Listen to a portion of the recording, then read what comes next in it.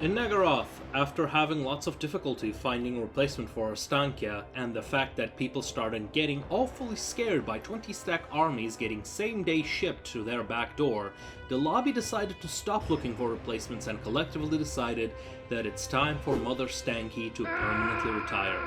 This left High Elves with an entire continent and Chaos with an extra dark fortress, and Naggaroth ended up becoming a disgusting place of friendship between Chaos and High Elves, where nothing interesting happens until the Fire Nation attacks. In Lustria, Vampire Counts made a landing and got sent a strongly worded letter by Chaos and Bretonia that if they do not leave immediately, and I quote, "We will kick your undead, unbrushed teeth so hard that even Nagash won't be able to piece you back together."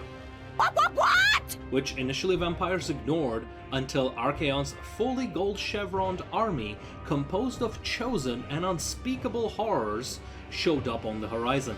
At which point, vampires were more than eager to cooperate. As such, Archaon just sailed south of the edge to meet the Emperor Penguins of the south. In Southlands, now left alone in the war against Skaven, High Elves began losing territory in Southlands, and were on the verge of getting kicked out of the continent, with one last final stand when armies led by Eltharion, which I sadly only recorded the last quarter of. So for all it's worth, enjoy the final stand of the High Elves in the Southlands.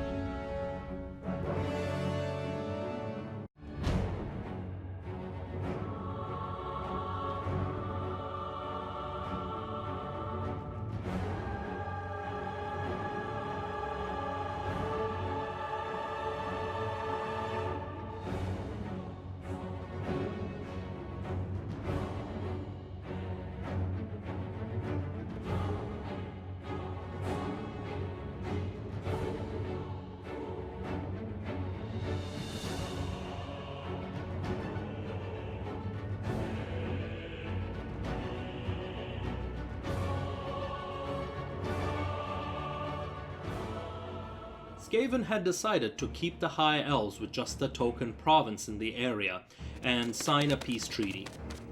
High Elves blamed Bretonnia for this outcome and swore revenge, clearly learning from the dwarves. Speaking of dwarves, with the schemes in Lustria and Naggaroth resolved, Tzeentch demands more scheming. As such, Chaos announces a new operation they call Operation Tour de Tsar to begin immediately. The details of it are not yet known, but it scares their ally Chaos Dwarves, and the rest of the world is just mildly intrigued, since they all have got their own problems going on and they kinda don't care about what the Chaos is doing. To summarize, World War Skaven, carefully managed by the new Skaven warlord to bring Skaven power and stability, cementing their top position in all aspects of statecraft. High Elves lost a few provinces to gain an entire continent with Chaos's help. Not a bad deal, really. Bretonnia growing and developing to spam Grail Knights everywhere. Vampires and Chaos Dwarves are at war over Cathay. Chaos is just doing Chaos stuff, Ostankya is dead, and the last 6 players are now left with no unclaimed lands that they may be interested in.